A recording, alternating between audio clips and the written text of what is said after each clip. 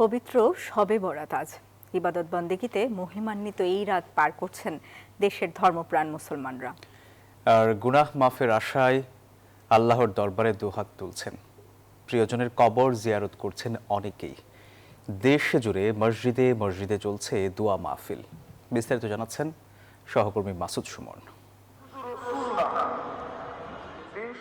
মঙ্গলবার দিবসের আলোকরেখা পশ্চিমে মিলিয়ে যাওয়ার পরই শুরু হয়েছে মুসলমানদের পরম কাঙ্ক্ষিত মহিমান্বিত রজনী শবে বরাত। এ রাত পাপ থেকে সর্বান্তকরণে ক্ষমা প্রার্থনা করে নিষ্কৃতি লাভের অপার সৌভাগ্যের। শবে বরাতের ফজিলত সম্পর্কে মহানবীর একাধিক হাদিসে বর্ণিত হয়েছে, এই রাতে সৃষ্টির উপর বর্ষিত হয় আল্লাহর রহমত। এই রহমত লাভের আশায় জাতীয় মসজিদ বাইতুল মুকাররমে সন্ধ্যা থেকেই মুসল্লিদের ভিড় বাড়তে থাকে। নফল নামাজ, কোরআন তেলাওয়াত ও জিকির আজকারে মগ্ন হন তারা। দুই হাত তুলে সৃষ্টিকর্তার কাছে আত্মশুদ্ধির অঙ্গীকার ও তওবা করেন। পবিত্র শবে বরাতের রাত্র নসিব করেছেন, এজন্য আল্লাহ তাআলার দরবারে আমরা লাখো কোটি শুকরিয়া আদায় করি। এই রাতটাকে অত্যন্ত গুরুত্ব দিব এবং কি এই রাত্রে পরিপূর্ণভাবে আমরা এরকম ইবাদত বন্দেগীর মতো কাটানোর চেষ্টা করব। আমাদের পরিবারের সকল মানুষের জন্য দোয়া করব। আমাদের পরিবারে যারা মৃত্যুবরণ করেছে তাদের জন্য অবশ্যই দোয়া করব। শবে বরাতের রাতে কবর জিয়ারত করতেন রাসূল সাল্লাল্লাহু আলাইহি সাল্লাম। সন্ধ্যার পর প্রিয়জনদের জন্য দোয়া করতে আজিমপুর কবরস্থানে যান নগরবাসী। প্রিয়জনদের জন্য দুই হাত তুলে মহান আল্লাহর কাছে ফরিয়াদ করেন তারা।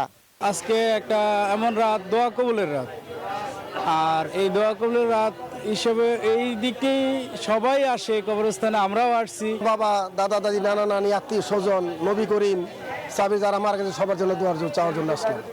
শবে বরাত বা লাইলাতুল বরাতে মসজিদে মসজিদে ছিল বিশেষ দোয়ার আয়োজন। বরকতময় রাত্রিতে রয়েছে বিশেষ ফজিলত, বলছেন ইসলামী চিন্তাবিদরা। জীবনটাকে সুন্নাতের আলোকে আলোকিত করতে হবে। সমস্ত কুসংস্কার থেকে দূরে থেকে, শিরক বিদআত থেকে দূরে থেকে সঠিক ইসলাম আমাদেরকে পালন করতে হবে। লাইলাতুল বরাতের বরকতপূর্ণ এই রাতে প্রচলিত কুসংস্কার এড়িয়ে রাসূলের সুন্নাহ অনুযায়ী আমলের তাগিদ ধর্ম উপদেষ্টার।